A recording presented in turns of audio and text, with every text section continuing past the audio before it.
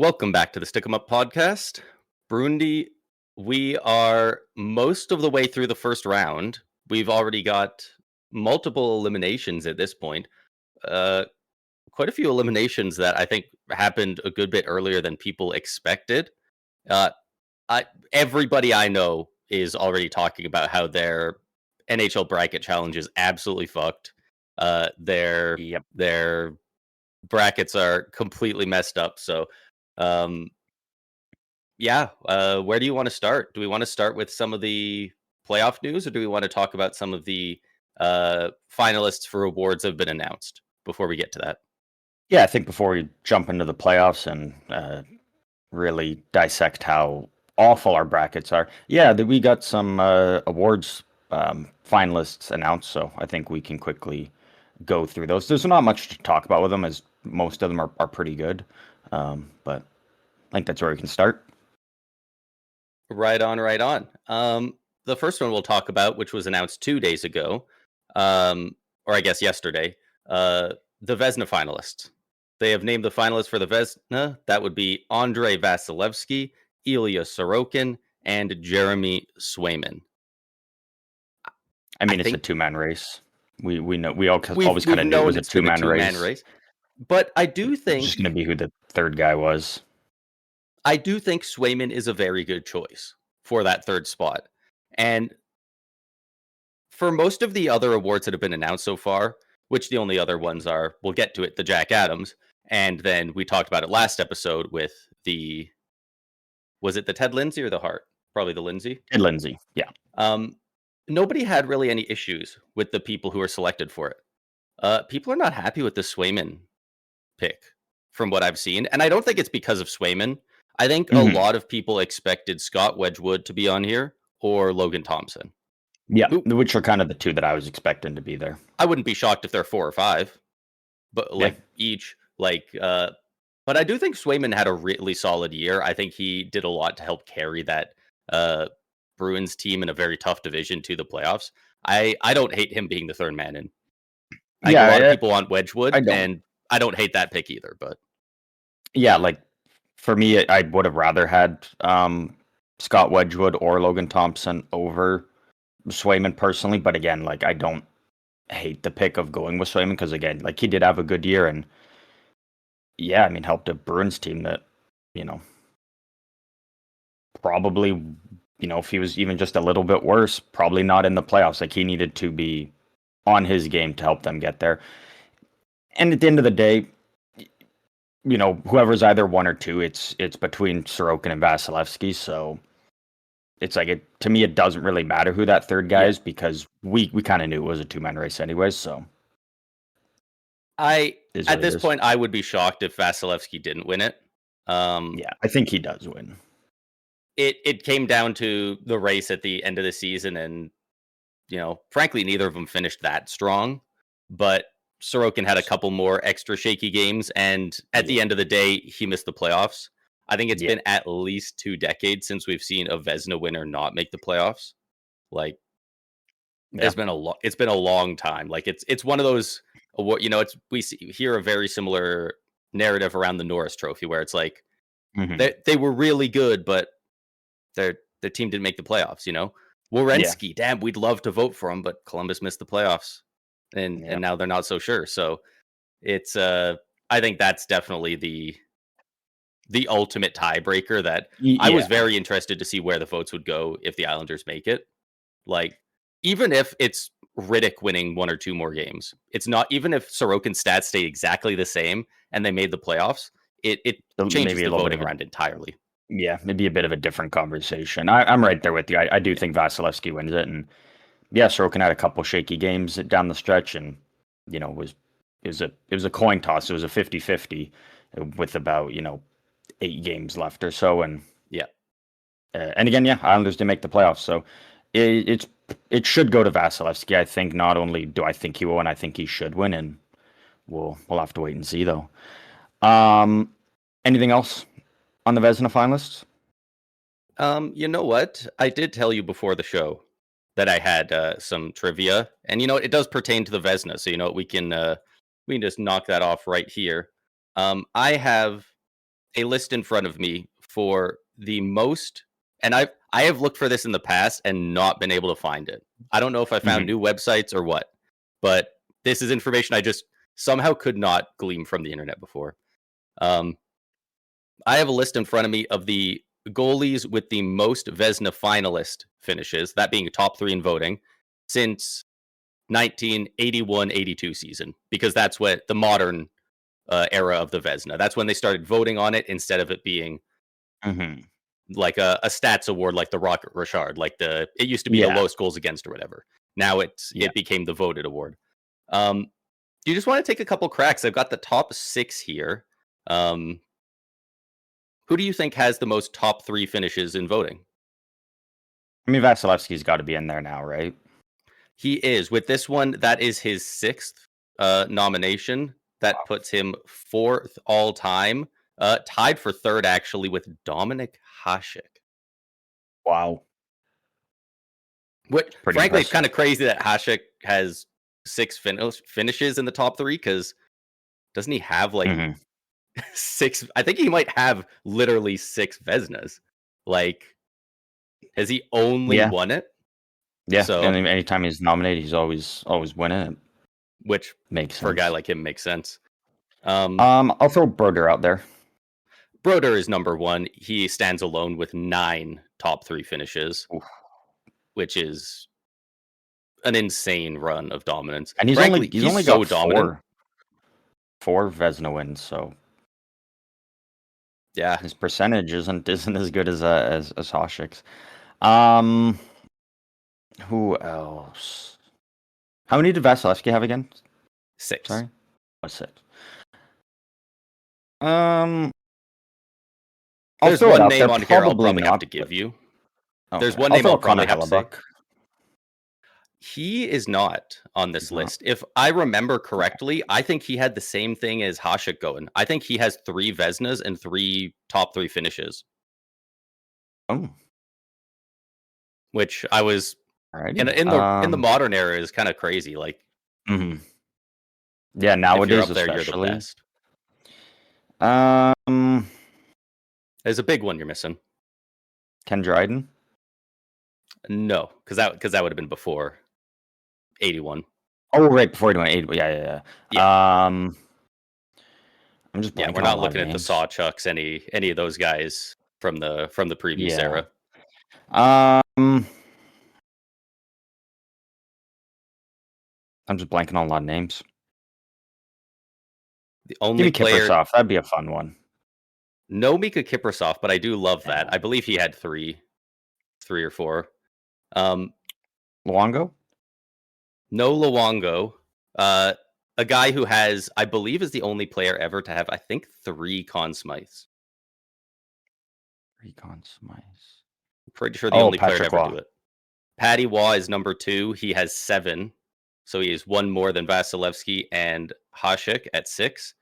And then 2 guys tied at 5th and 6th, each have 5. The King, Henrik Lundqvist, and Tom Barrasso. Yeah. Good for Barrasso. Wow. Wouldn't have guessed Yeah, that. good for him. That's some elite company to be in, like all those guys. And, like what's Vasilevsky? He's 30 right now, 31. 31. 31. I So, believe he turns 32 in the offseason. So so there's a chance that he could tack on a couple more on there and, you know, really keep get up climbing. there. Probably He's already tied with the should have. Dominator. He's already with Yeah. some all-time greats up there, but passing him and tying with Waugh, or Hmm. maybe even catching up to Brodeur if he's really good for the next multiple seasons, like Yeah. that's just a crazy stretch of dominance. You love to see it. Absolutely. Is it crazy to say Brodeur feels a little underrated? We don't have to talk about this very long. I just, I feel like a lot of people relegate Brodeur to the 3rd best goalie of all time when talking about basically that trio of Hasek, Waugh, and Brodeur.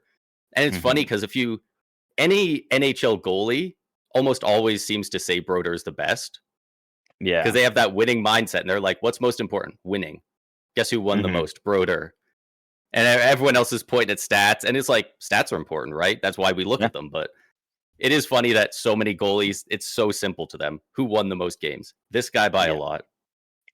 but to the fans, it's a different conversation and different reasons. No, I don't think it's crazy to say that. No, absolutely not. They made a rule around his play. Trapezoid. Jack Adams. Finalists were announced earlier this morning, I believe it was, because we are recording this on the Friday, so we could be totally up to date on everything as, once the episode comes out.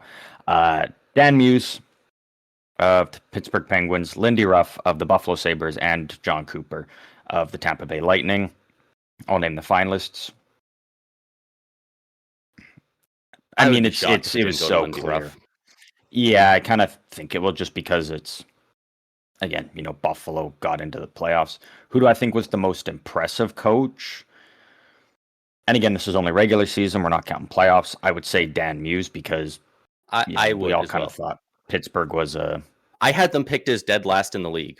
Not second last, not bottom three. I had them pegged to be 32 of 32. The fact that they made Metro 2 playoffs is nothing short of a miracle. Like, I don't want to take anything from Lindy Ruff or John Cooper, or even John Cooper, man.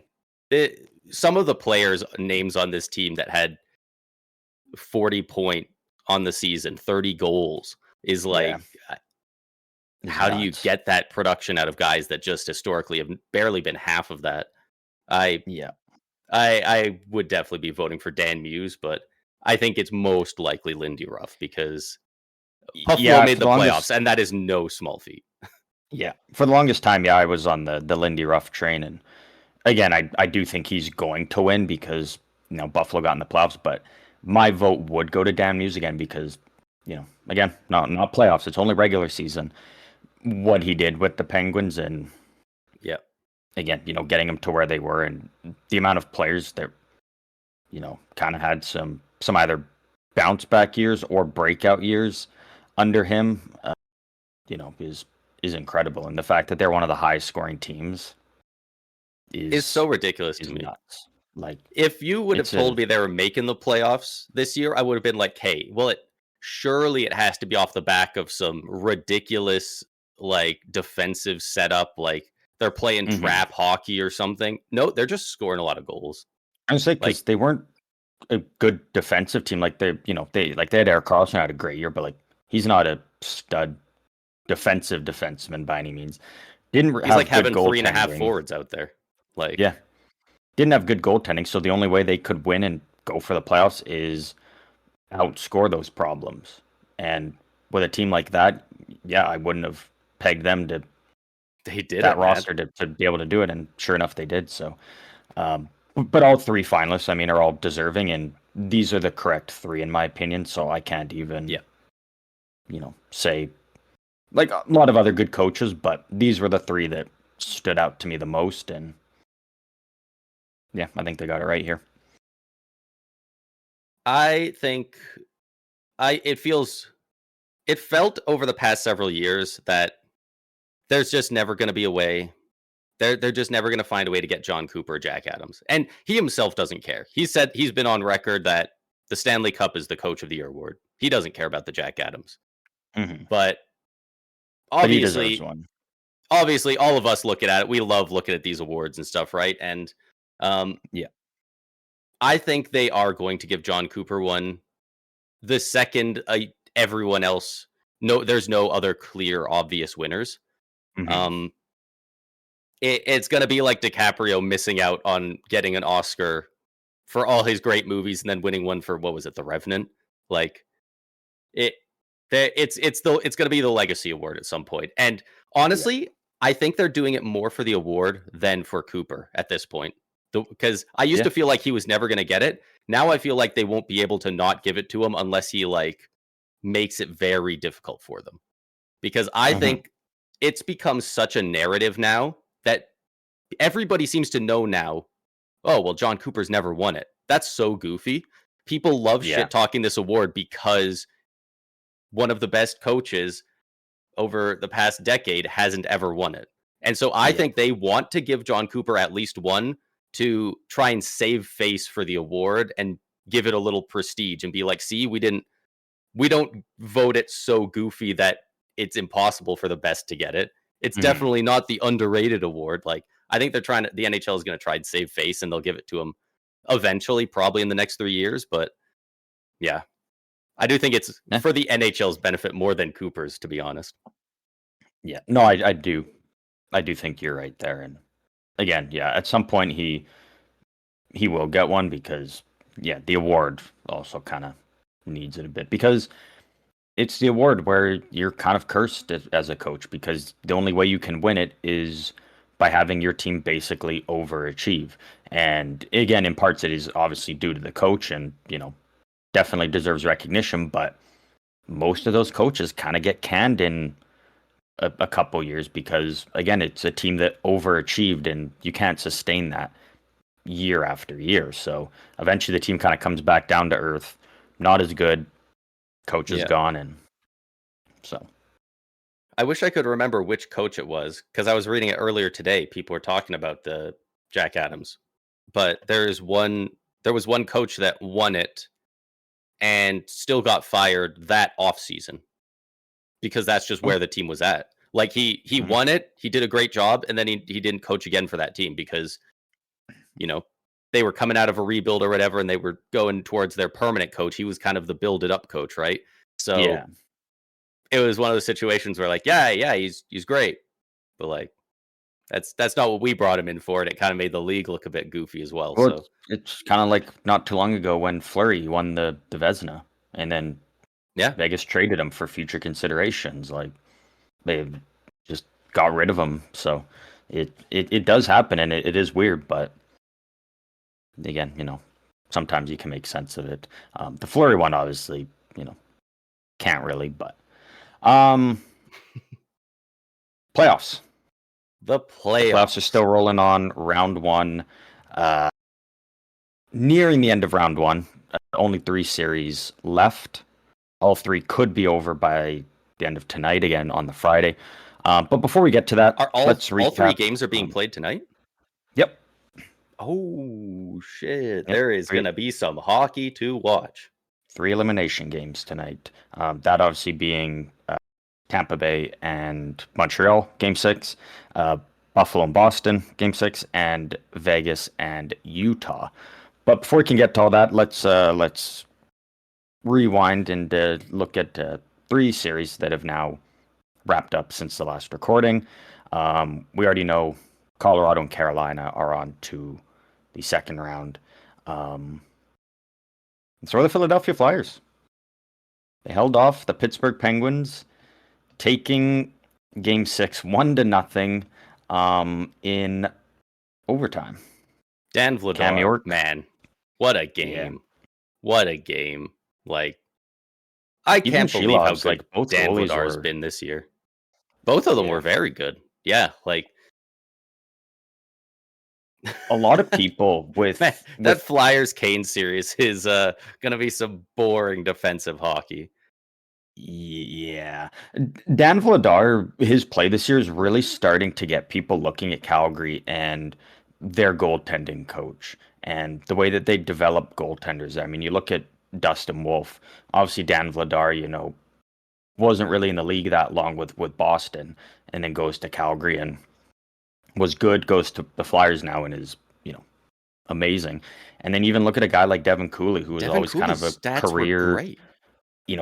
AHL guy. And, his first stint in the NHL was with a Sharks team that brought him in to get lit up because they were trying to tank. So they just threw him to the Wolves and said, uh, go for it. And then in Calgary, though, I mean, he's one of 31 the best games played backups in this the year. league. Yeah. 31 games played on a bottom, close to the bottom of the league. What are they? Bottom 5 team in the league. In Hmm. 31 games as the backup, he had a 909 save percentage. Yeah. The league average is 896, I believe, maybe 897. Like, that's ridiculous. Like, Yeah, I whatever mean, Calgary's doing with their goalies is, people are starting to a 909. We're take talking about notice of it. Vasilevsky being a slam dunk for the Vezina. He had a 912.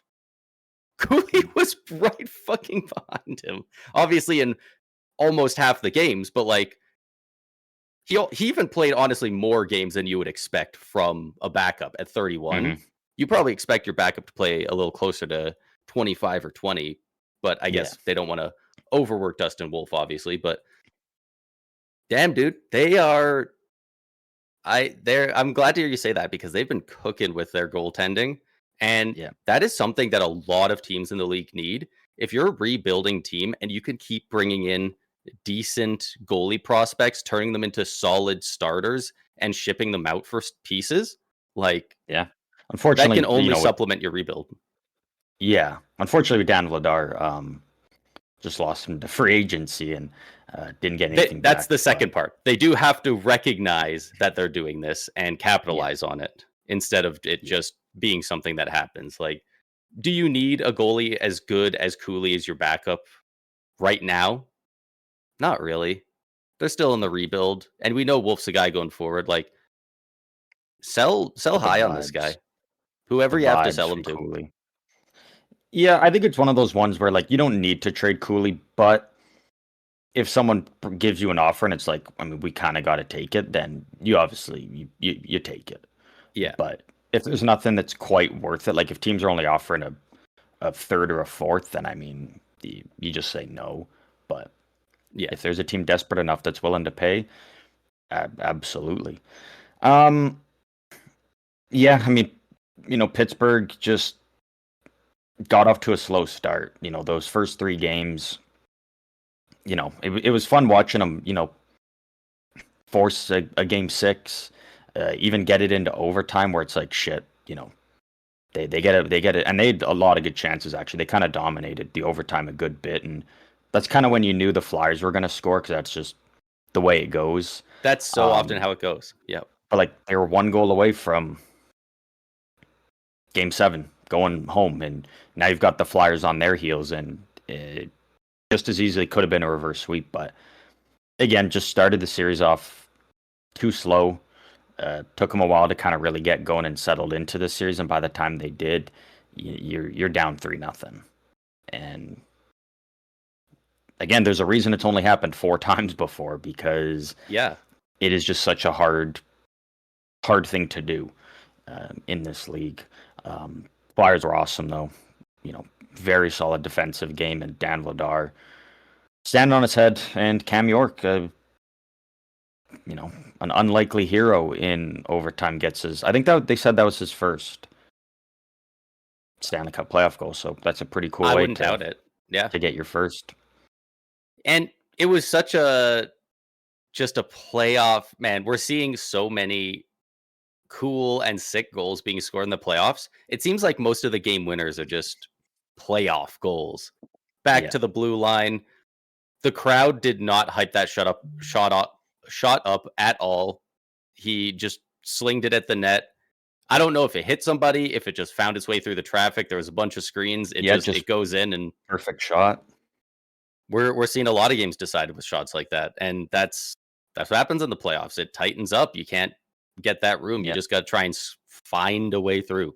And yeah, man, this Flyers team, I think people are still underestimating them.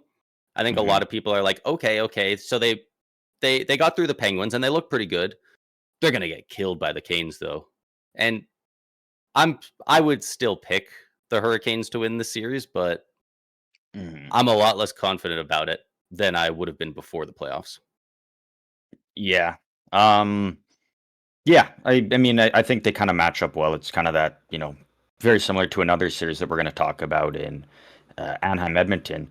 Philadelphia's game is kind of, matching what Carolina does, and it's just good defensive hockey first, and then that'll translate to getting the puck out easier, and then you get more time in the offensive zone, and you Yeah, you go to work there. So I do think they match up pretty well on that. And again, yeah, probably going to be pretty boring hockey in terms of the way that these two teams play, but they're I'm assuming going to be close games. It's probably going to get pretty physical, and there's going to be a lot of chippiness between these teams. So that part of it will be fun because it will be close, and I don't expect any blowouts or runaways. So for that part, it will be entertaining. For Pittsburgh, I mean, it was great to see Chris Letang kind of find his game a little bit again. I mean, he had two, the the 2 game winning goals for the Penguins.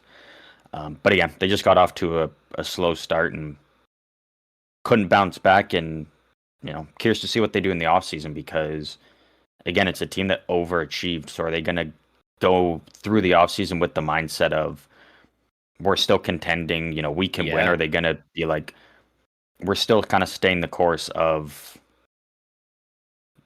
the retool or whatever they're doing? I don't know. So that'll be interesting to see there.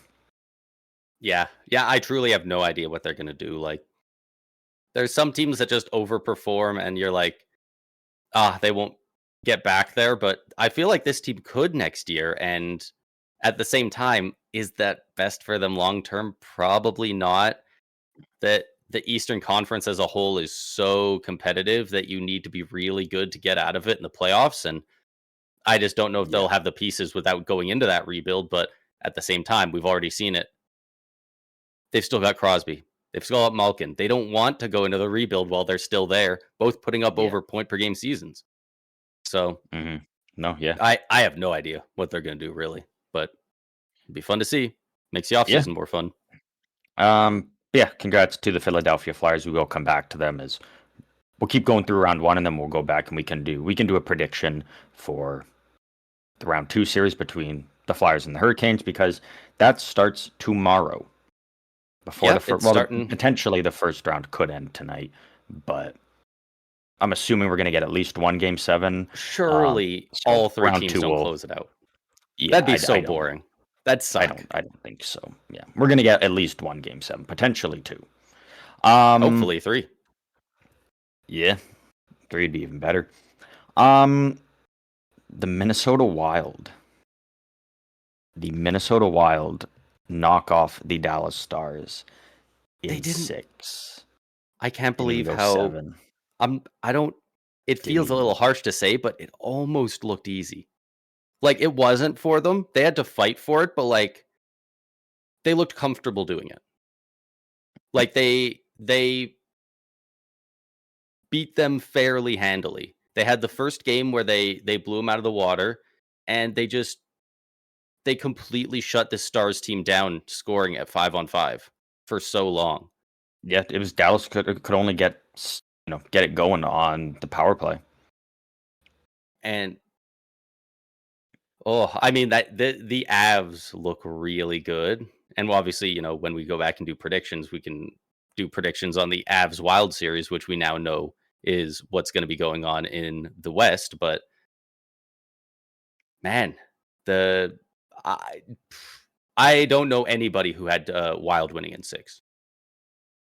Yeah, no. Everybody I know picked Stars, and I think there was a couple people who picked Wild, but they all went in 7.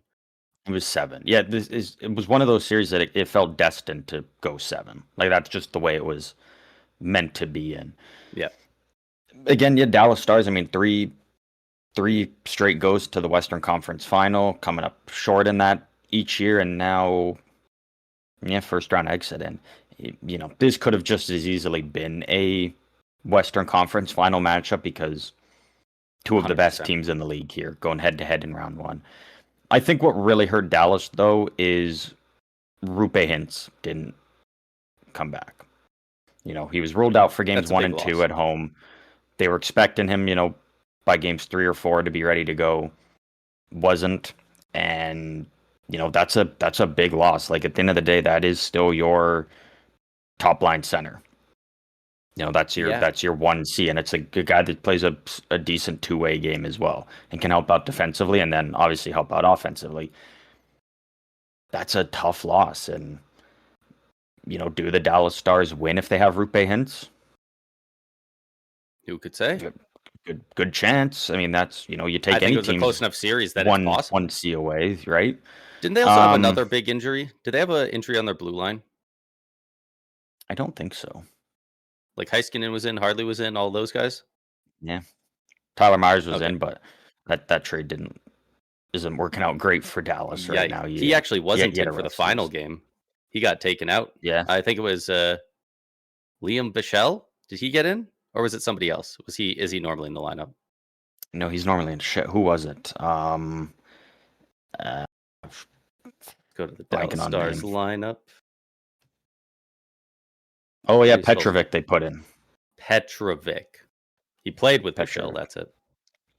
Um, yeah, I mean, Minnesota at the end of the day though deserved to win this. I mean, you could make the argument, yeah, if Dallas had Rupe Hintz, they would have won, but they had trouble scoring 5-on-5. Yeah, Like, if you can only score on the power play, that's only going to get you so far. And for Dallas, I mean, it's 6 games in round one is as far as it is going to get them. Minnesota just the better team this series. Not even anything against Dallas because again they're both fantastic teams, and it sucks we had to have this matchup in round one. But yeah, Minnesota's looking good, and that series against Colorado is going to be we're finally getting it, man. fun. We're finally Yeah. getting that Quinn Hughes versus Makar playoff matchup. They both have competitive teams, so it's not a mismatch like that. Like this is what people have been asking for a long time, and it's going to be really fun to watch. We're going to get it. Yeah, and Quinn Hughes, who completely took over that game 6. Like, what do you have? 2 goals and an assist in a what did it end up being, a 5-3 win? 5-2?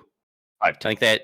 I think was it Matt Boldy had 2 empty netters. He had no goals all game, goes and gets 2 empty netters, pads the stats a little bit. He's up to 6 in the playoffs now. Like he's averaging a goal per game. I mean, again, 2 are empty netters, but still. Okay, 4, even if you don't count those at all, 4 in 6 games is incredible. So yeah, including an overtime winner that I think flipped the series for Minnesota. Right, you look at it. Dallas won Game 3 in double overtime.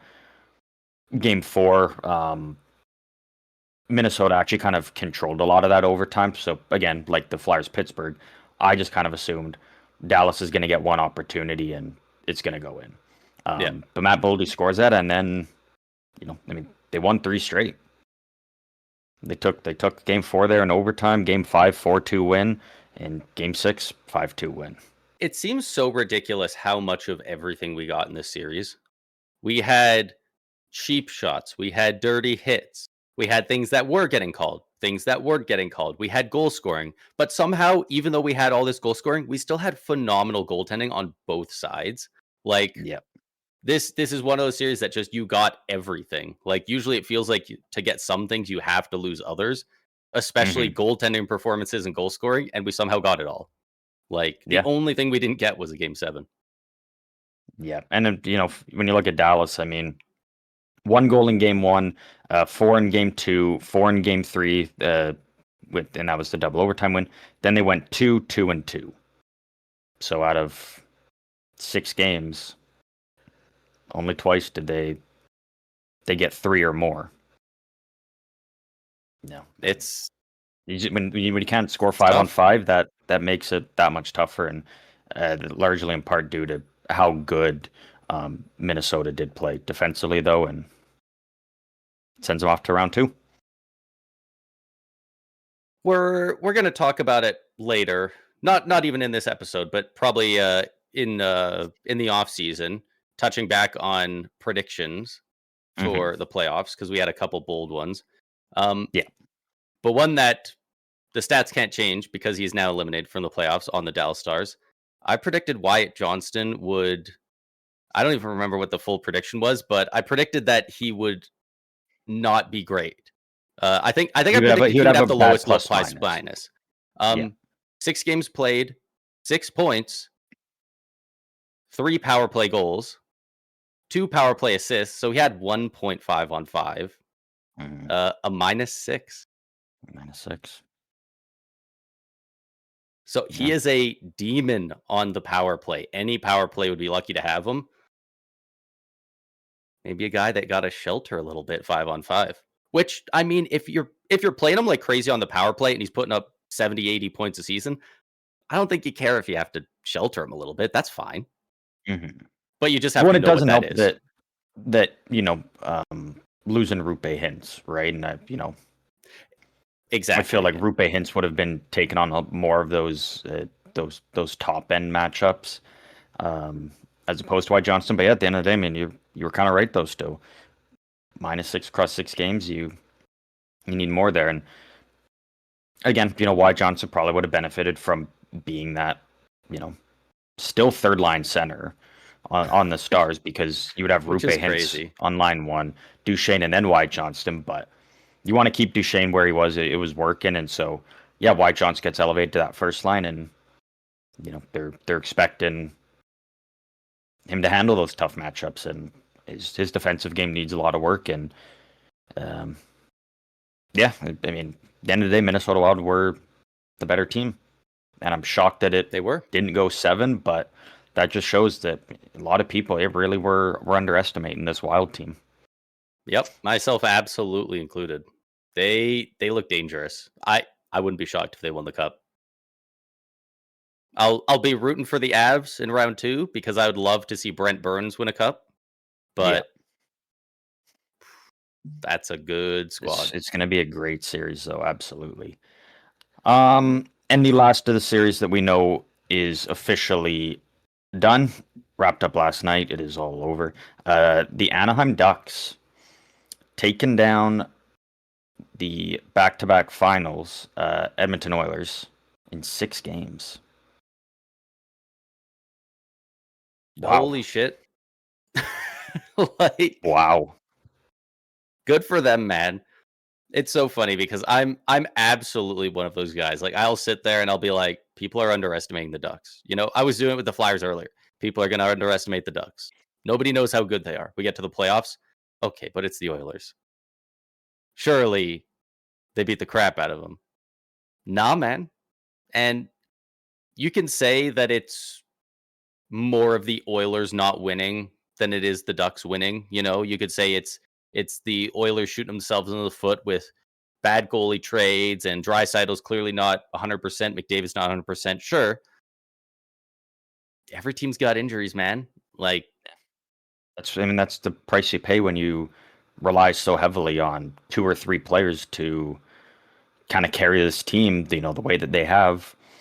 Yeah, and if those guys are injured, especially, that really, what are you supposed to do then? that really hurts you. And I mean, Draisaitl, like, you did mention he obviously was injured. Still at 10 points. He's still leading. He's the only guy in double-digit points in the playoffs, and I do think it helped him taking that, being shut down for the last part of the regular season and letting him get a little bit healthier and more rested. But on the flip side of that, it forced McDavid to kind of put the Oilers on his back and get them into the playoffs, because they were still, fighting around with all the other bad Pacific teams, and the wild card race was heating up, and they were right near it. So McDavid, I think, kind of burnt himself out a bit by having to drag this team into the playoffs in the end. And I mean, McDavid, who, like his playoff numbers the last 2 years have been absolutely insane. This year, 6 games played, 1 goal, 5 assists for 6 points.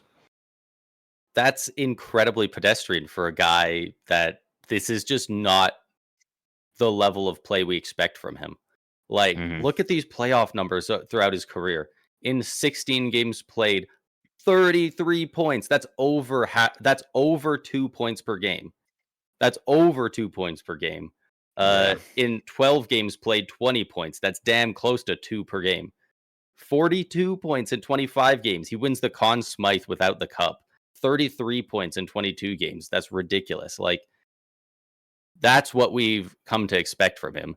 And a point per game is that his worst? That is tied for his worst points per game in the playoffs throughout his NHL career, only tying the 2020-2021 playoffs, where he had 4 points in a 4-game sweep. I believe that was the year that they got swept by the Jets. Yeah, they got swept by the Jets, yeah. Because then the Jets went on and got swept by Montreal. Yeah, they got swept 2 years in a row, looks like. So I'm not sure which one, but either way, that's you need more from McDavid, and it was clearly because of injury. And it's too bad that they didn't get it, because they kind of made his health any better. He was playing like 25 minutes a night the past couple days. Yeah. Trying to drag his team to the second round. And that's why I thought it was so dumb in Game 5 when the Oilers were winning, and I think at that point it was 4-1 or something. And they already had the game 1. You're in the third period in the final 5 minutes. You get a power play, and all their top guys are out there. And again, it wasn't to necessarily score, another goal, but it was to just pass it around, not turn it over, and kind of run the clock out a bit. That's a full 2 minutes you can kind of waste. But they shouldn't be out there. They don't need to be putting that extra wear and tear on their body. And frankly, exactly. I don't doubt that a lot of the guys on their second power play, or maybe guys on the fringe of the second power play, could maybe use a little bit of extra ice time to, figure out how to do a little better with that, Mm-hmm. Let power play 2 get a couple extra reps, maybe try out some new guys on a new power play that haven't seen it before. See if there's something there, Mm-hmm. Get fun with it. If you're up several goals in the last little bit, there's just no reason to. And yeah, especially with how bad their health was at this point. Yeah. And I know I mentioned it earlier in the season. I think it was around February, around the Olympic break, maybe a little bit after. I was saying, should the Oilers have been buying at the deadline?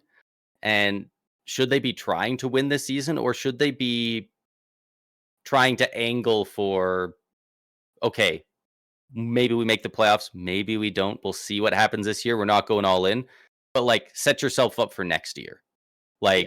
If you buy on any guys, buy on guys with at least 2 years of term, try and get bad contracts out. Because it always kind of felt like this year was not the same as the last 2 years. And obviously this team is so talented that we could all gaslight ourselves into, who would be shocked? Who would be shocked if they went right back to the finals? Because they have some of the best players in the world. But it really started to feel that way once we started to see the injuries pile up for Florida, and just seeing that wear and tear of. And again, Florida was 3 straight finals, Edmonton only 2, but still, those 2 years they played each other, just the toll it takes on your body, and then the fact that it's now such a shorter off season, and then you tack on for, kind of only really McDavid for 4 Nations, but even then, the Olympics this year, they had a couple guys go. It was just a lot of hockey for them. Yeah, Draisaitl was at the Olympics. I think it just finally caught up to them just a little bit later than it did with Florida. Florida were kind of right out of the gate was this team just. We always kept feeling like they're going to find a way to make the playoffs, but at the end of the day, they didn't, and it's because of these injuries. Edmonton made it, and they didn't even have the best season. It was still a good season, regular season, but they kind of only got in because the Pacific Division was so ass. I was going to say, what was McDavid's quote after the game? He said, "We were an average team all year, and that's what we played like." And he is completely correct. Man, when you have talent like that, I just don't know how Stan Bowman could keep his job throughout this offseason. They got to find a guy willing to make better trades than buying on Tristan Jarry. That was... Yeah, and especially when you're forced to give up a guy like Brett Kulak there, who they could have used his defensive play. He was always steady on their blue line defensively. And Jackson Lacombe, though, for Anaheim, he's tied for second in playoff points with 9, and he is doing all that while he was with Jacob Trouba and put out there to shut down McDavid. So if you can be, up there for the top point scorer in the playoffs so far, and you're doing that while shutting down Connor McDavid and keeping him to only a point per game, that's really, really impressive. And a lot of people thought the Ducks were nuts. I was even kind of on that camp when good second half of the season would have only been last year, and they signed with that 8-year deal, $9 million per year. It's already looking like a steal. I loved it when they signed it, and then about a month went by and he was really cold after signing it, and I went, uh-oh, that does not look good anymore. And good players don't just forget. And he's playing like a true number 1 defenseman. And that That's something Conn Smythe Anaheim's level been needing. defenseman that Hmm. hockey guys love talking about. Every team that wins a cup needs at least one defenseman that is holy shit. What do you do when this guy's on the ice? And Yeah. he might be that guy. And he's pretty young to be at that spot already. Yeah. And it is tough for Edmonton because, again, I've said it before. If they played the Kings, they would have beat them. Like, they would have beat the Kings again because that's just the way it goes. But Anaheim just, matched up with them so well. It's kind of the same way that, like I said, with Philadelphia and Carolina, how they both play defensive game. These two teams kind of just can run that run and gun offensive game and go back and forth with each other. And I don't think Edmonton necessarily expected that, and I the don't think Oilers didn't that's have how the they legs wanted to do to it. play this series. Yeah, because they knew where they were at with the health of a lot of players, and Anaheim just played a better Oilers game than the Oilers did at the end of the day. I've been very hard set on the idea that McDavid is going to play out the next year of the contract, because his 2-year contract extension will kick in this offseason. He's going to play at least one more year, and then we'll see what happens from there.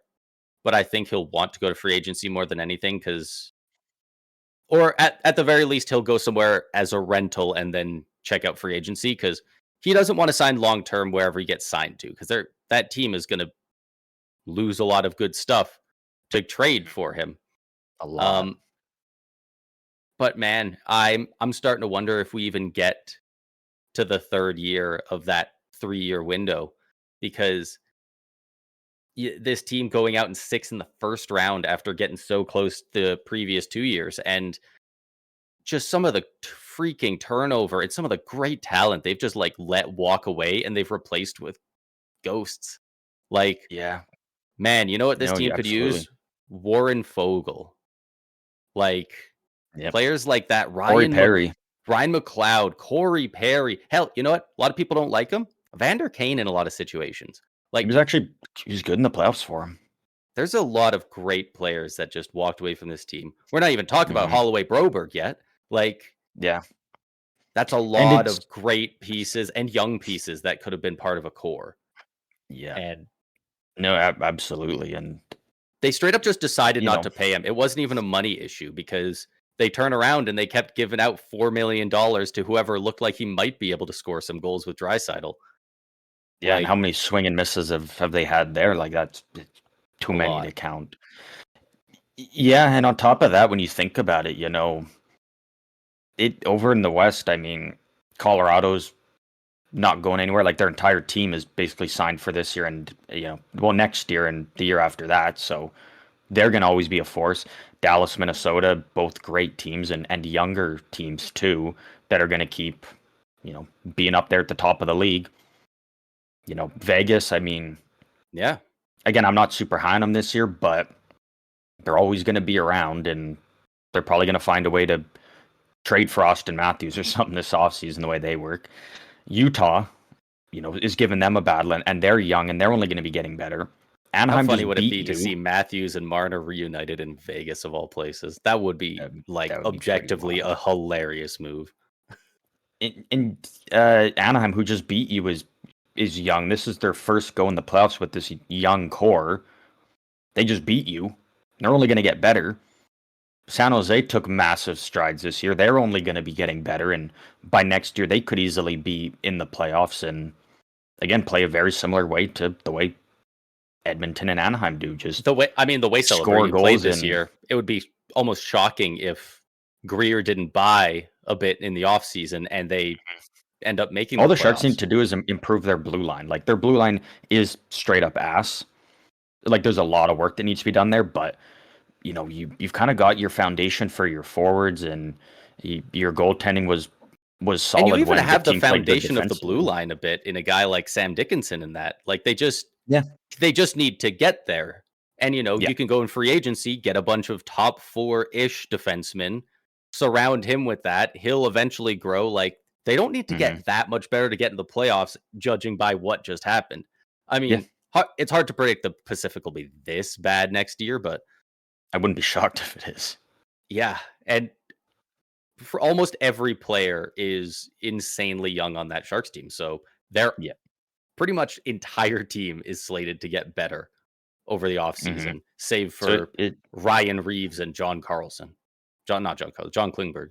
Klingberg. Like, Yeah, so it makes you wonder for Edmonton. I mean, it's not going to get any easier in the West. If anything, it's only going to get harder. So they finished the year I'm with you. 41 and I think 41. Bowman's got to go. You got to bring in someone new. I mean, some of the decisions he made just Yeah. you know not not great. Again, love the pickup of Jason Dickinson. He was awesome to start the series. He one of the That was guys good. that got injured and. But again, when you're having to pay a first round pick to move off a contract that you signed 7 months prior, that's a fireable offense right there. Yeah. That's a huge asset that you used basically to have to unload. Anaheim, They're though, paying I mean, $5 million a year to have a goalie that they don't even want to play. Like, and yeah, they made that decision to go acquire him. They didn't have him. At least Jack Campbell, it looked like it should probably work there, yeah, and then it didn't. I was one of the handful of people in the world who thought the Jari trade might work out for him. yeah, And even I'm telling you that sucked. just didn't. And Anaheim, I mean, can't say enough good things about this. Just this young core, and not only young core, but a good mixture of veterans too. I mean, Radko Gudas didn't really play much in this series, but Jacob Trouba, John Carlson, Granlund, Alex Killorn having some big moments. Chris Kreider with a big goal last night. Just a good mixture of youth and veterans that mesh really well, and obviously having a good coach in Joe Quenneville. People say what they want to say about him, and that's fine. But at the end of the day, good coach. He Yeah. reached second most all wins all time by a coach this season for regular season, and he had second most wins all time for a coach in the playoffs now. So he's a damn good coach and wins. And Yeah.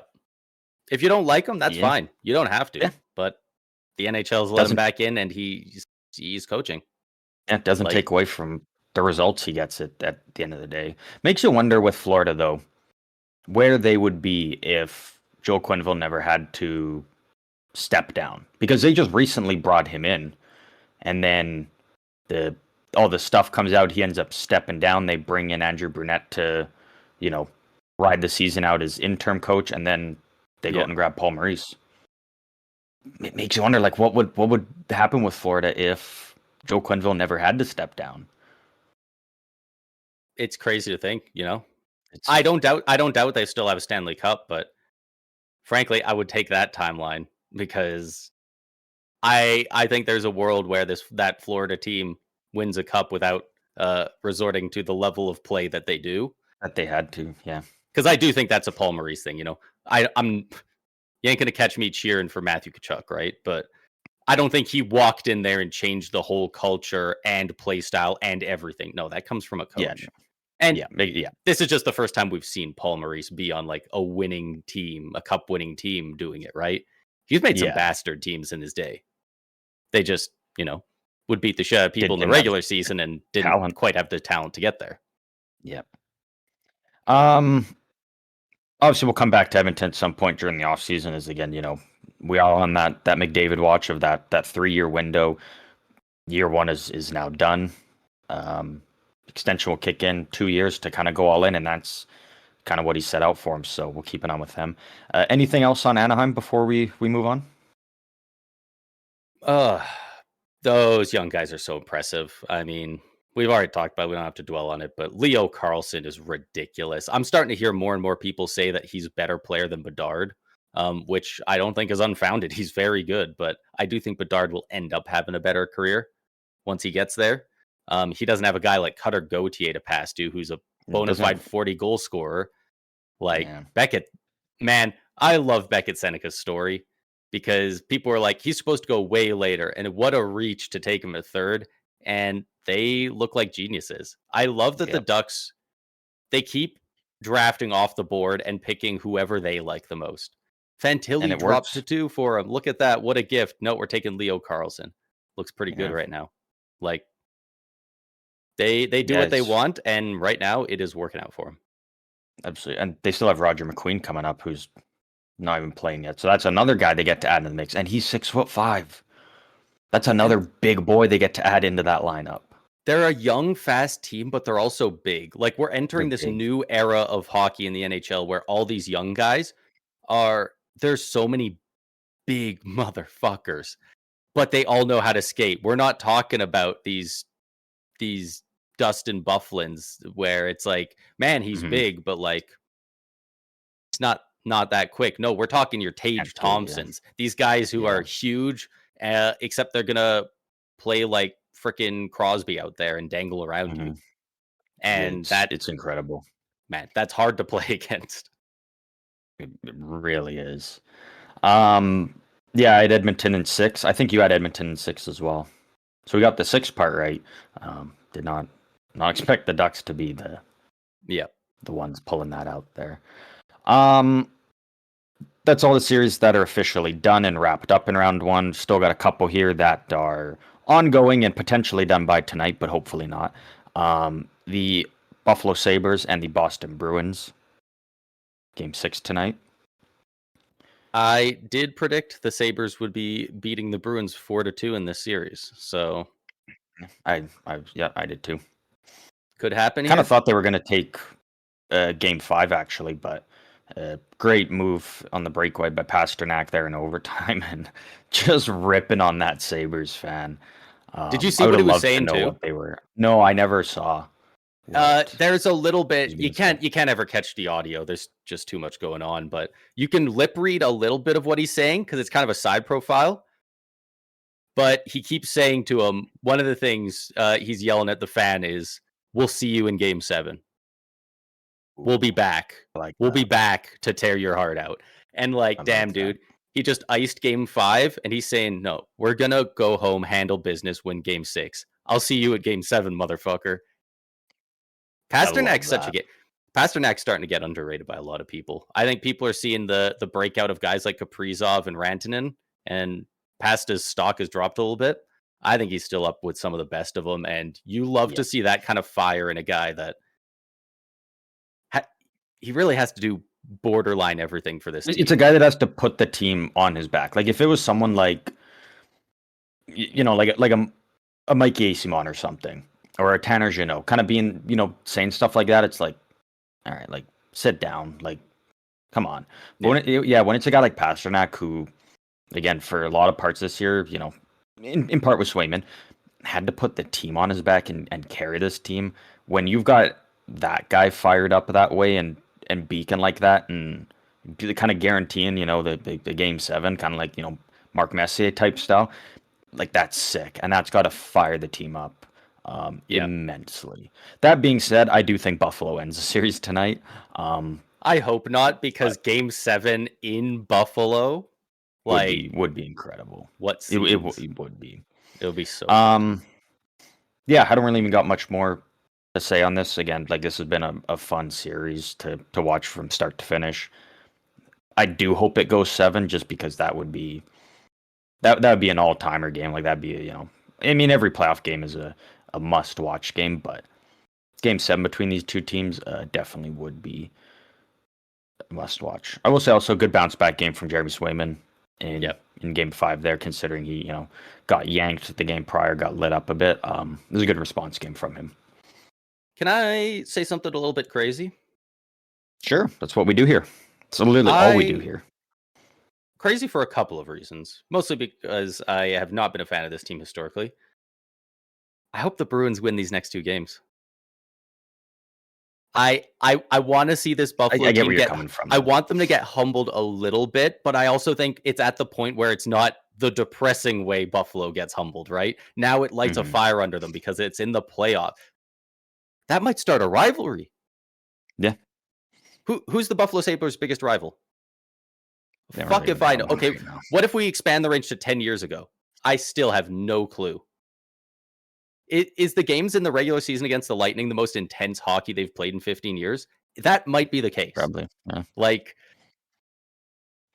we might actually see the birth of a long-standing bit of a rivalry here in this series, and that's fun because we're going to be talking this way in a couple years about Seattle as well. I can't believe they don't have rivals yet. They should be Yeah, no. at them and the Canucks should be at each other's throats. They're like an hour away, but across the border. Yeah. But they're both just not great. They're just not good Well, right so now. it's the same as you look back and, from 2017 to, you know, 2019, I guess it was really only over a 3-year span, but San Jose and Vegas, I mean, that was quickly becoming one of the biggest rivalries in the league. Like these teams fucking hated each other. It was great. But then after 2019, the Sharks go downhill quickly, like from Western Conference Finals to you have the 3rd overall pick. Now that pick did go to Ottawa, but massive fall off. And I mean, the rivalry is there for like a bit because the Sharks still had some of their core guys. And the year where, the Sharks won that game near the end of the season and Timo Meier like just chirping the Golden Knights bench because the Knights ended up missing the playoffs. But that rivalry's kind of dead now. Legendary. Yeah, but that rivalry's kind of dead now because a rivalry only is good if both teams are good. If both teams are in the playoffs. Like if like I think Vegas won like 15 of the last 16 meetings or something. Like they just dominate them. It's like it's not a rivalry now because it's just one team dominating. But yeah, Buffalo, Boston, like that has the legs to be a good rivalry. That could be fun. And because the Sabres fans are passionate, and I mean, you're dealing with an original 6 team out of Boston. You think people from Boston are going to take your shit? No, man, dude. You think you're fun having your blow up doll with a picture of Pasternak's face punched it? Dude, they'll go try and fight Darlene for real. Like they're insane. Yeah. Like that could be a really fun matchup. Like the cities, the fan bases, the teams. I just hope it heats up even more. I think that could be really fun. Absolutely. Yeah. No, when you put it that way, like you got me sold. I'm all in now. Utah, Vegas. Utah, Vegas. Game 6 tonight as well. Brett Howden. What a game 5. Oh my God. Shorthanded goal in double overtime. Completely creates that play on his own with a ridiculous forecheck too. Like what a... Yeah. Shout out to Marner too. Marner was out there doing some work as well. Excellent as well. I mean, I did say I didn't expect it to maybe necessarily be Brett Howden, but I did say, I was still thinking Vegas was going to win just because that experience, that Vegas has, it's going to give them the advantage at some point. And that's, again, I didn't think it'd be Brett Howden of all people, but he's got a cup. He's a lot of playoff experience there with Vegas. And you can even argue it's a lack of experience on Utah's end. Letting up a shorty in double OT, if it's not something good they did, it's something you did wrong. And no, that somebody's got to support the puck a little bit more in that situation, and got to recognize that every shot is a chance at the game being over. And they didn't put enough respect on Brett Howden, and he just took the puck, turned around, fired it, and there we go. Vegas has a 3-2 series lead. Yeah, Pavel Dorofeyev, hat trick, getting the game tying goal in the final minute. I kind of thought Vegas was I thought Utah was going to go up here in this series, actually, once we got to the final, like 2 minutes. Yep. But this Vegas team, I mean, great play by Eichel on that one-timer to not... I don't even think he was necessarily trying to... I mean, obviously he was trying to score, but I don't think that was his primary, what he was exactly going for on that one-timer there in the final minute, because I think he was trying to create that rebound there. And a great type in front by Riley Smith to leave it wide open for Dorofeyev. Tucks it there, you're Utah. You're a minute away from going up 3-2 to now the crowd's going nuts. Vegas tied it. Hats are raining down. It's like, oh, fuck, here we go. And was it in Vegas or was it in Utah? In Vegas, yeah. Because now game 6 tonight in Utah. Okay. Did Vegas finish the regular season with more points than Utah? I guess they basically didn't lose down the stretch, but I literally have the standings open right now. I could just I don't know, maybe read. Beat them by 3 points. Vegas had 3 more in the end.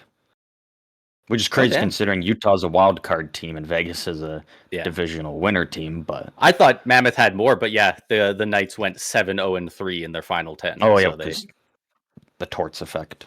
The Torts effect. Like, Crazy. this is one that, kind of similar to the Buffalo Boston. Like, this has the potential to be a good rivalry. The Arizona Coyotes never really had a rival because they were never good enough.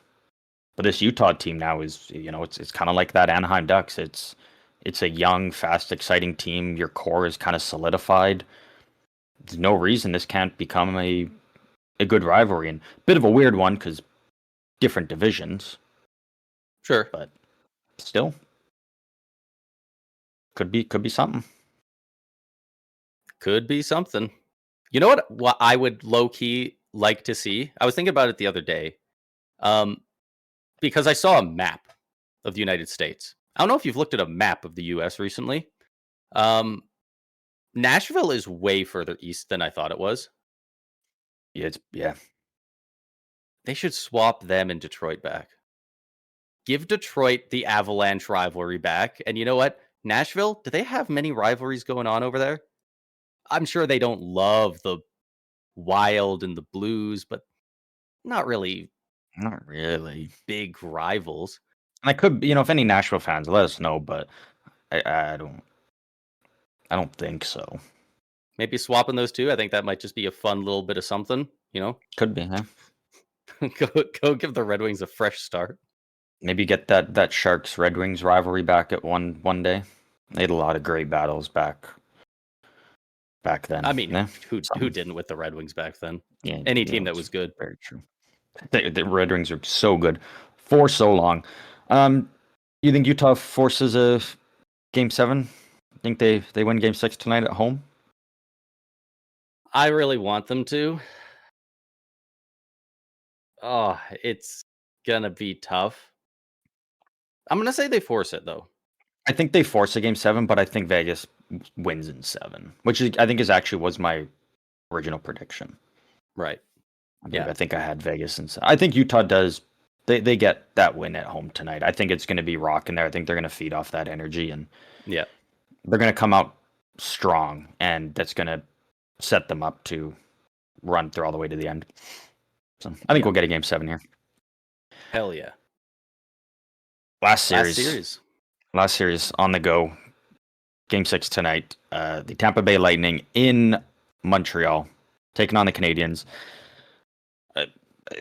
As I usually do, I'm just going to throw it to you because you're the Bolts fan there. How are you feeling? What are your thoughts? And what are we looking at for tonight?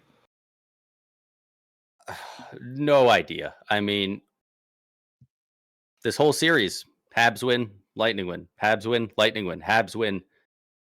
Lightning should win Game 6. It's impossible to know. It's crazy because Tampa's depth has not actually been shown up for them. A huge part of that is Pontus Holmberg being out. 3 of our most healthy players throughout the entire season are Yanni Gourde, Zemgus Girgensons, and Pontus Holmberg. Since Game 1, they played on a line together, and we've never taken them apart. We've mixed every other line. That line never got touched. And in game, 81, 82 of the season, Holmberg goes down into that slightly ajar penalty box door, and now our whole bottom 6 is in a blender, and they're just getting killed by the other team's depth. Our top 6 is handling their top 6 very well. Where outside the power play, a lot of their guys are being held off the score sheet, and our top guys are scoring, but their depth is just coming through a bit too much, and they're able to. Well, they're up 3-2 right now, and last game was such a dagger. That whole sequence that led to the third goal. Right before that, Radish rings one off the post, almost scores. Puck moves around a bit more. Cooch has almost an empty net. He tries to sling it in, and it just rolls off his skate blade or off his stick blade. And it could have been 3-2 in the game for us right there ahead. And instead, it stays tied. About a minute later, they go down, takes a shot. It's a clean shot. It's a good shot. Vasilevsky gets a piece of it, but not enough. Trickles in. Not all on him, but it's just one of those, you look at it, you have the best goalie in the world, you go, you like that one back. And it's too rough plays, just unfortunate plays, but that's from your number one and your number two guy. And it's like, fuck. If either one of them showed up, it's either 3-3 or it's 2-2. And if they both show up, you're up 3-2. And maybe you're up 3-2 in the Yeah. series. Like, it really sucked when it was those two guys specifically making those misplays late in the game, because those are the guys who need to be on to win. Because the depth ain't showing up right now. The depth is not doing, like, they're trying out there. They're just making mistakes that come with experience, because they're not a super seasoned depth guys. There's a lot of veteran presence on this team, but a lot of it is some of the top guys and a lot of guys on the blue line. So it's tough for them. And credit to the Habs. The Habs have been phenomenal. Their bottom six has been ridiculous. I was gonna say, like, if you guys told like me Zach Bolduc that's insane. Yeah, Kirby Doc. Kirby Doc's been amazing, save for game 2. What a move by St. Louis as well to throw Gallagher in there for game 5 and sets the tone early with the goal. Yeah. Like, if you told me going into the series that, Demidov would have 1 point, Caulfield 1 goal, Suzuki not having many points, like, I'd be like, oh, okay, so Tampa's got this. But, like, Tampa Bay's done a great job at shutting down Montreal's big dogs, but their depth is they're finding ways to get those goals for them. And I feel like tonight and again, it's in Montreal, so it's no easy barn to play in on the for the road team, especially in the playoffs. I feel like we're due for a game. Apparently, oh my god, I couldn't believe our top 6. The puck was going off their stick constant. There was one play where Cooch did it. That thing where they're not looking at their stick, right? They're looking where they're going to shoot or pass. They go for it, and it's just not on their stick, right? It's just not on their stick anymore, and they just whiff. Cooch does that, and he goes, oh, shit. But now the guy's coming in. He doesn't have time. Passes it back to Hagel. Hagel did it. He did the exact same thing. He passed it to Radish. Radish did the same 3 guys in a row. It just fell off their stick. I was like, we played like there was less pressure in Montreal.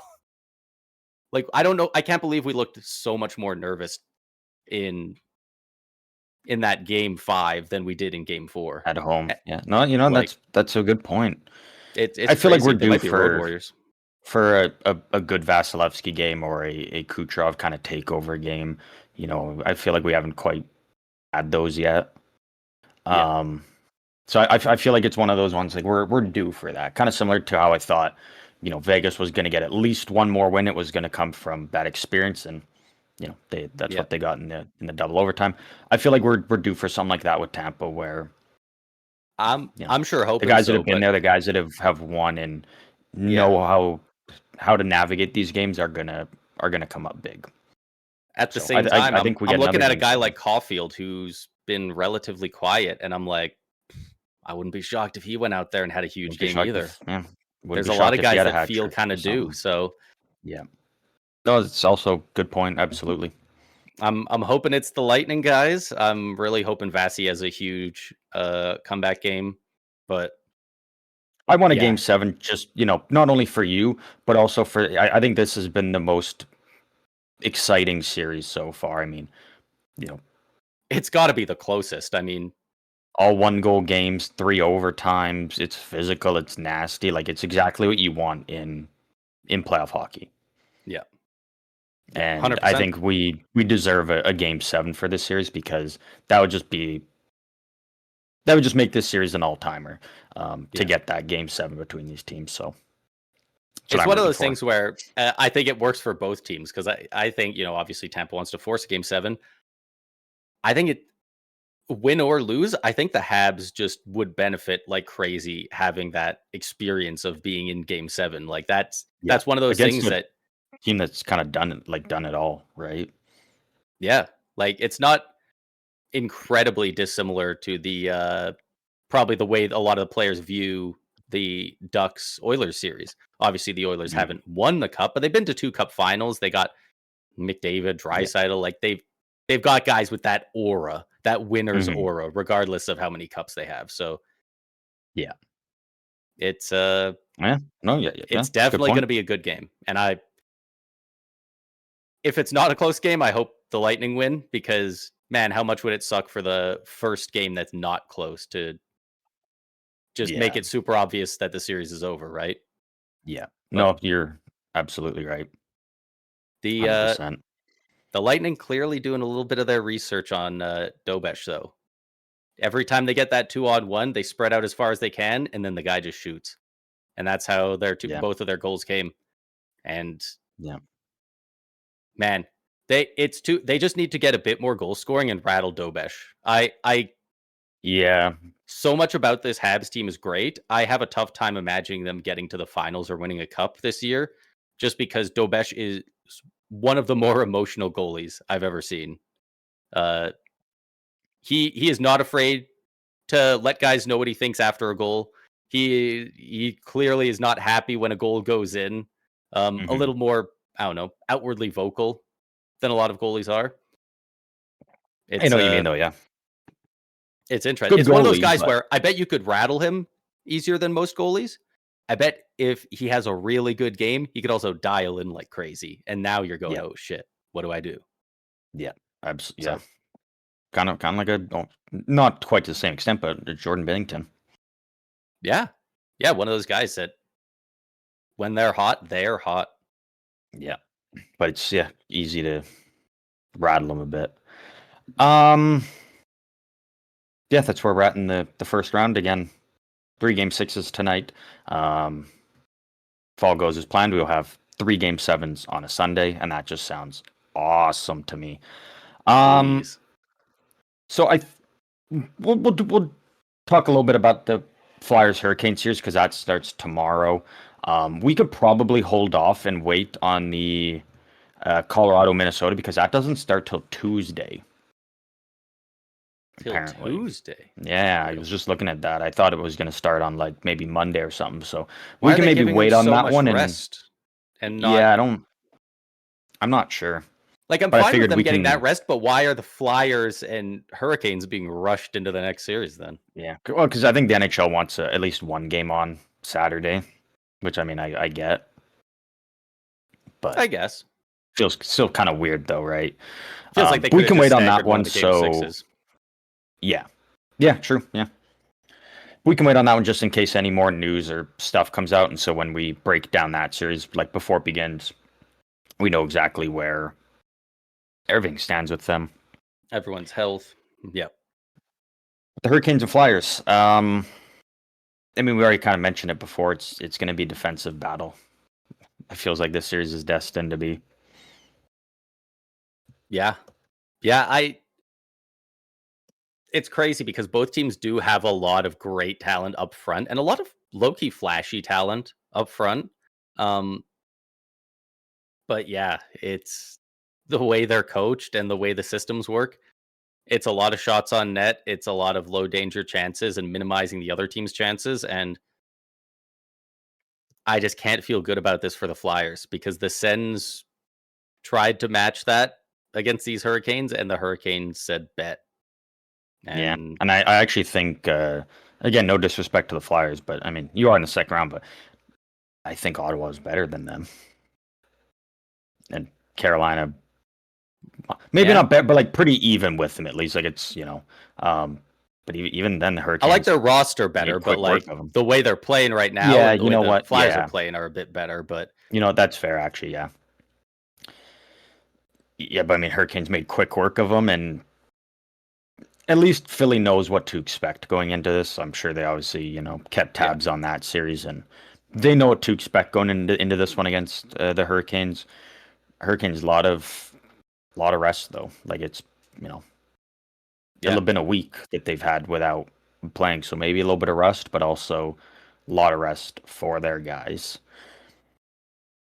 Who do you think's taking this series? I'm gonna go with the Canes. They just so consistently get deep in these playoffs, and this I would be shocked if the Flyers were one of those teams that disrupted that for them. I'm gonna say in 6 games. I kind of want to It's go kind of where I'm at. 5. I kind of want to go 5, but I'm gonna say 6 games. I think this Flyers team has done a They're not really going to good go away job of finding a easy. way to win. Yeah, absolutely. That's right where I am with it. Again, like I think these are all going to be close games. It's going to be physical. It's going to be fun, good playoff hockey. But yeah, at the end of the day, it's just one of those ones that, at the end of the day, the better team is going to win, and that is the Hurricanes. I think they go back to the Eastern Conference Final once again, where they won't have to play Florida this time. But for Philly, I mean, this year is already a huge success.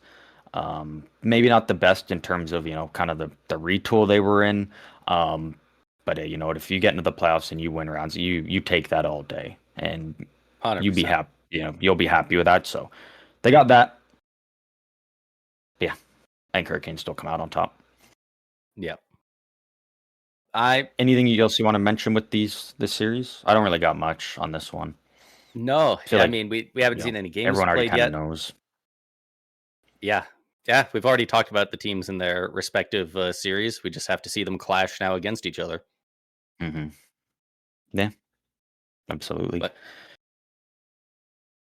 getting to the final segments here, then I guess we are. Michkov did you have anything else? Michkov did get scratched for that. What was it? Game 5. Game 5. And then he comes back in Game 6, and there was one goal in the entire game. He had an assist on it, and he had a pretty damn good game outside of that. Like he, people are shitting on Talkett, myself included. Like, why are you taking this kid out of the lineup? Benches him for a game, brings him back in. Kid looks pretty fired up. Yeah, had a really good game actually. I'm glad you brought that up. Yeah, that was maybe a veteran head coach in the NHL knows a little bit better how to deal with NHL prospects than all of us armchair GMs. Who could say? Yeah. That's a very good point, actually. I'm really glad you brought that up.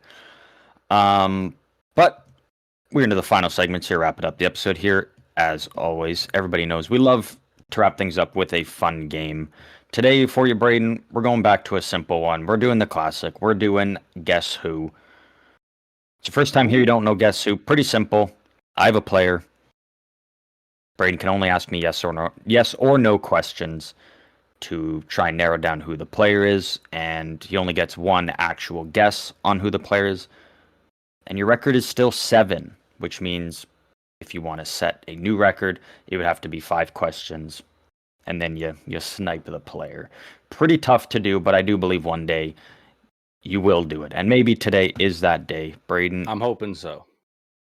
You are ready to go. I am ready to go. All right.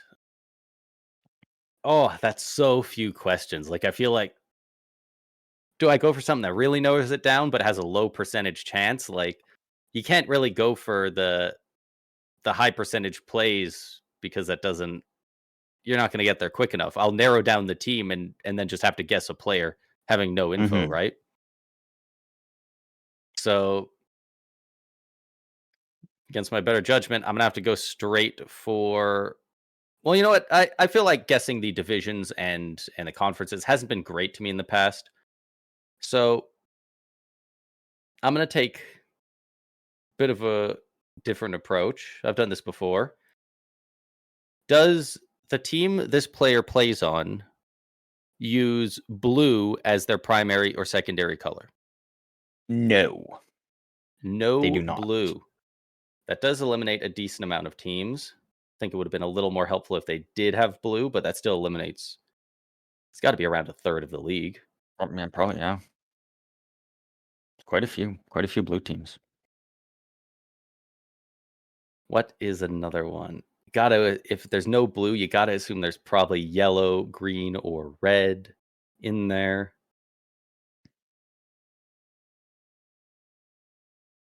Is one of their primary or secondary colors red? Yes. Okay. Yes. Would be Islanders have blue in there, so not them. So it could be the Devils, could be the Red Wings, the Panthers, the Sens, the Habs. I don't think the Avs, because they still got a good amount of blue in there. Or the Flames. There's only one team really using much red in the entire East. I was kind of thinking that entire West. Going through, I was like, shit, yeah, Flames only one. It's the Flames, and then I guess the maroon for the Avs. That's about it. I get the Wild have some accents, but not really. Yeah. All right, so I'm just gonna have to remember red team. I don't think I could spend too much more figuring Red out the team. team. Red team. Is this player a forward? They are a forward. Okay. Forward. Forward, red team.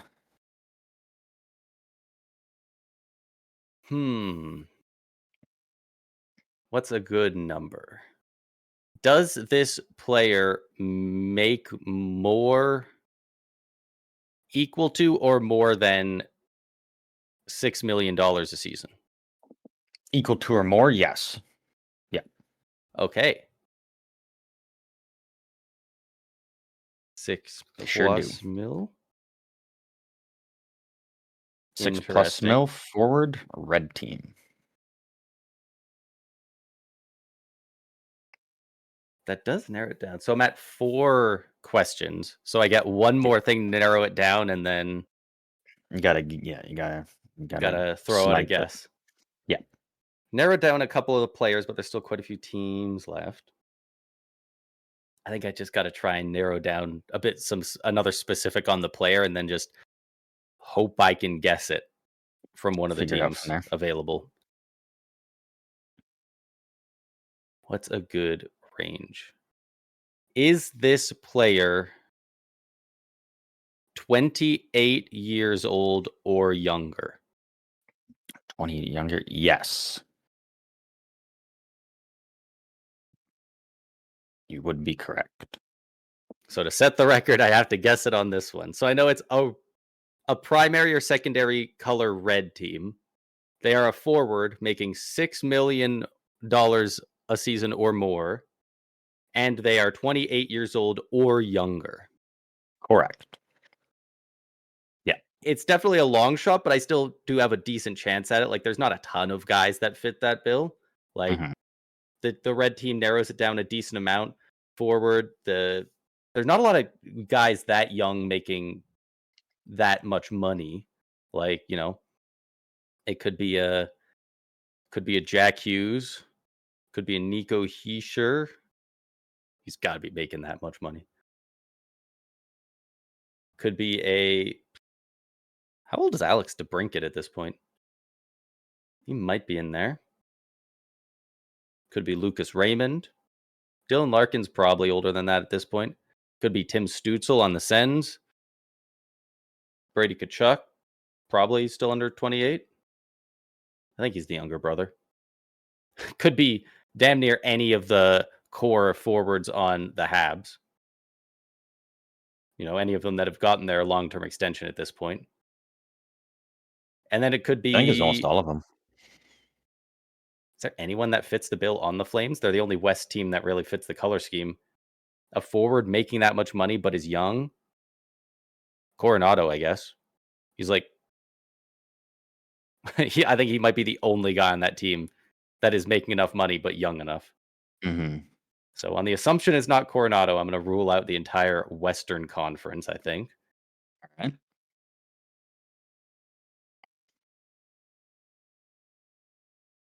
I'm thinking, you know what? It could be the Canes. Could be the Canes as well. They got... Aho might be old enough. Jarvis definitely isn't.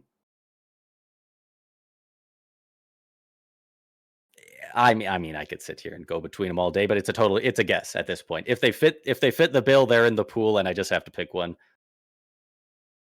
I am going to guess Seth Jarvis. Final answer, locking it in. 28 or younger, making $6 million or more. Forward, red team. Seth Jarvis is making I think 7.1. Something like that. Somewhere in there, yeah. Yeah. Seth Jarvis, lock it in. Good a chance as any. You did very well going through and narrowing down, given only 5 questions. Unfortunately, it was not Seth Jarvis. Damn. You did say the player's name when you were going through the teams earlier. Damn it. It was Alex DeBrincat, wasn't it? It was Brady Tkachuk. Brady Tkachuk. It was Brady Tkachuk. Yeah. Ew. I think only one. Ogre himself. Oh no, I guess there's 4. Ogre himself. I think there was 4 guys that fit your questions on Ottawa. That's Tkachuk, a good Stützle. attempt though. Like that's Who would the other 2 be? Is Batherson making that much? No, I think Pinto and Cousins. Okay. True, he's making 7. But fair enough. That brings us to the end of the episode here. Once again, I do want to thank all of you for tuning in to yet another episode of the Stick 'em Up podcast. If you want to talk hockey, let us know your thoughts on everything going on in the playoffs or just hockey in general. You can do so through any of our socials. They are all linked down below or over on YouTube in the comments as well. Braden, a couple of huge games tonight, so we're going to get this episode out right away for our lovely listeners. But before we can do that, as always, final thoughts. Final thoughts. Hoping for a big game out of my Lightning. And it's going to be a stressful night. It's going to be a stressful night, basically, no matter how it goes. So all I can hope for is a win there. And yeah, like we said earlier, a win for the underdogs in all of these, because who doesn't love a Game 7 in the NHL playoffs? That's why you're watching the sport, man. That's what we're all here for. That's why we pay attention to it. Like, there's nothing. It would suck not to get a Game 7 round 1. Like that would blow. Considering a couple of series kind of just sweeps and no round and no Game 7 would be atrocious. It would be nuts. But that is it for this episode. One final time, I want to thank all of you for tuning in. And as always, we will see all of you out on the ice next week.